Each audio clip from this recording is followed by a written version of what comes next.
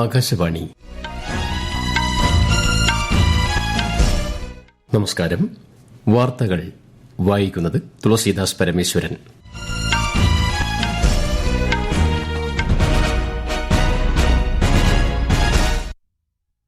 പ്രധാന വാർത്തകൾ.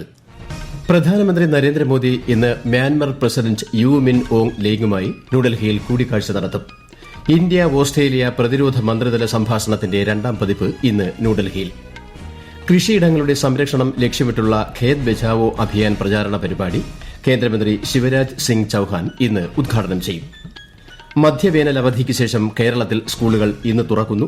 സംസ്ഥാനതല പ്രവേശനോത്സവം മുഖ്യമന്ത്രി വി ഡി സതീശൻ തിരുവനന്തപുരത്ത് ഉദ്ഘാടനം ചെയ്യും.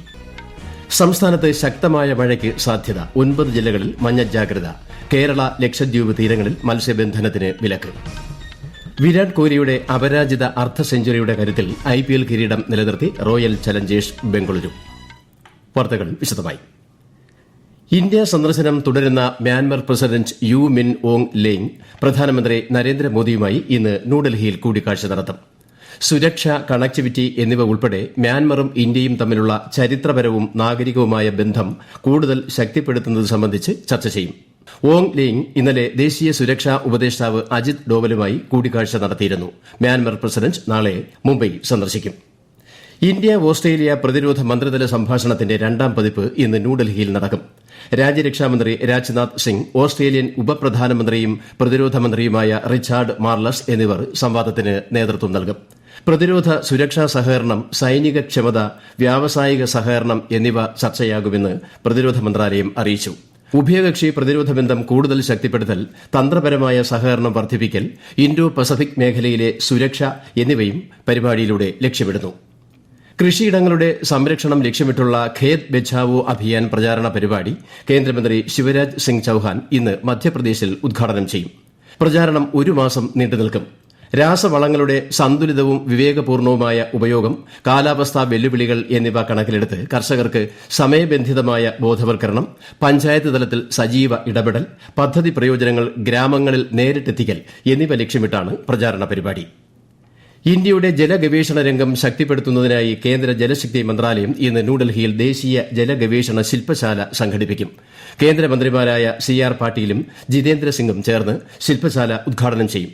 ജലവിഭവ മാനേജ്മെന്റ്, കുടിവെള്ളം എന്നിവയിലെ അത്യാധുനിക ഗവേഷണങ്ങൾക്കായുള്ള മഹാപദ്ധതിയും സ്റ്റാർട്ടപ്പുകൾക്കായി ഭാരത് വിൻ പോർട്ടലും നാളെ ഡൽഹിയിൽ നടക്കുന്ന ശില്പശാലയിൽ പുറത്തിറക്കും. Jal Sanjay, Jan Bhagidari, catch the rain digital platform ഉദ്ഘാടനം ചെയ്യും. ജലവിഭവ നിർണ്ണയത്തിനും നിരീക്ഷണത്തിനുമായി ഉപഗ്രഹ സാങ്കേതിക വിദ്യ പ്രയോജനപ്പെടുത്താൻ ജലശക്തി മന്ത്രാലയവും ISROയും തമ്മിൽ ധാരണാപത്രവും ചടങ്ങിൽ ഒപ്പുവയ്ക്കും. 12ാം ക്ലാസ് ഉത്തരക്കടലാസുകളുടെ മൂല്യനിർണ്ണയത്തിനായി ഉപയോഗിക്കുന്ന ഓൺ സ്ക്രീൻ മാർക്കിംഗ് സംവിധാനത്തിലെ സുരക്ഷാ വീഴ്ചകൾ സൂക്ഷ്മമായി നിരീക്ഷിച്ചു വരികയാണെന്ന് CBSE. പോർട്ടലിന്റെ സുരക്ഷ ഉറപ്പാക്കാൻ വിവിധ സർക്കാർ ഏജൻസികൾ, IIT എന്നിവിടങ്ങളിൽ നിന്നും സൈബർ സുരക്ഷാ വിദഗ്ധരുടെ പ്രത്യേക സംഘത്തെ വിന്യസിച്ചതായും അധികൃതർ വ്യക്തമാക്കി. സുരക്ഷാ വീഴ്ചകൾ വിശദമായി പരിശോധിച്ചു വരികയാണെന്നും തിരിച്ചറിഞ്ഞവ പരിഹരിച്ചതായും CBSE അറിയിച്ചു. മധ്യവേനൽ അവധിക്ക് ശേഷം കേരളത്തിലെ സ്കൂളുകൾ ഇന്ന് തുറക്കും.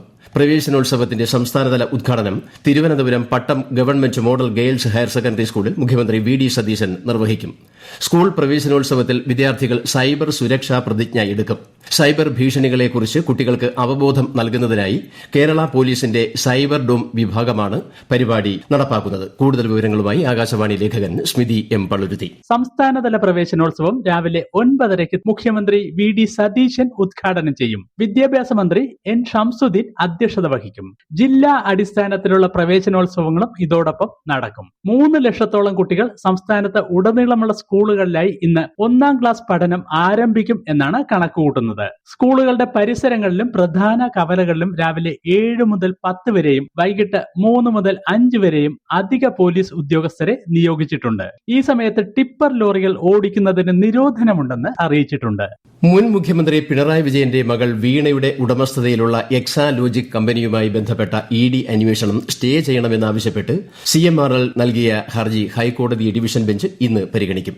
ജസ്റ്റിസ് രാജ വിജയരാഘവൻ അധ്യക്ഷനായ ഡിവിഷൻ ബെഞ്ചാണ് കേസ് പരിഗണിക്കുന്നത്. ഈ വാർത്തകൾ ആകാശവാണിയിൽ നിന്ന്.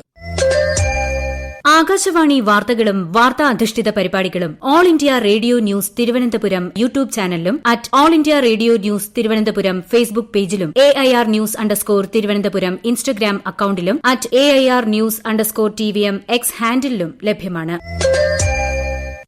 കേരളത്തിലും മാഹിയിലും വ്യാഴാഴ്ച വരെ ശക്തമായ മഴയ്ക്ക് സാധ്യതയെന്ന് കേന്ദ്ര കാലാവസ്ഥാ വകുപ്പ്. ഇന്ന് 9 ജില്ലകളിലും ലക്ഷദ്വീപിലും മഞ്ഞ ജാഗ്രത പ്രഖ്യാപിച്ചു. കാലവർഷം കേരളത്തിലേക്ക് പ്രവേശിക്കുന്നതിനുള്ള അനുകൂല സാഹചര്യമാണ് ഉള്ളതെന്ന് കാലാവസ്ഥാ കേന്ദ്രം അറിയിച്ചു. കേരളം ലക്ഷദ്വീപ് തീരങ്ങളിൽ വ്യാഴാഴ്ച വരെ മത്സ്യബന്ധനത്തിന് വിലക്ക് ഏർപ്പെടുത്തി. അതേസമയം കേരളത്തിൽ ജൂൺ 9 അർദ്ധരാത്രി മുതൽ ജൂലൈ 31 അർദ്ധരാത്രി വരെ ട്രോളിംഗ് നിരോധനം പ്രഖ്യാപിച്ചിട്ടുണ്ട്. 16ാം കേരള നിയമസഭയുടെ 1ാം സമ്മേളനത്തിന്റെ സമയക്രമത്തിൽ മാറ്റം. ഇന്ന് സ്കൂൾ പ്രവേശനോത്സവം നടക്കുന്ന സാഹചര്യത്തിൽ സമ്മേളനം നാളെ പുനരാരംഭിക്കും. നിയമസഭാ ഡെപ്യൂട്ടി സ്പീക്കറെ തെരഞ്ഞെടുക്കാൻ നാളെ വോട്ടെടുപ്പ്.